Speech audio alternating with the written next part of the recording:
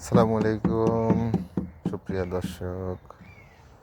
ছোট্ট একটি সোনামণি আমার বাবু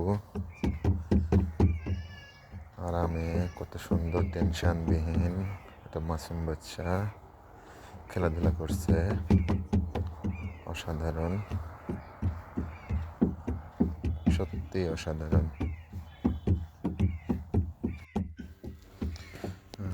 অনেক অনেক দুষ্টু সে, খেলতে অনেক ভালোবাসে। একা একা দেখেন সবাই কত সুন্দর মজা করতেছে সে।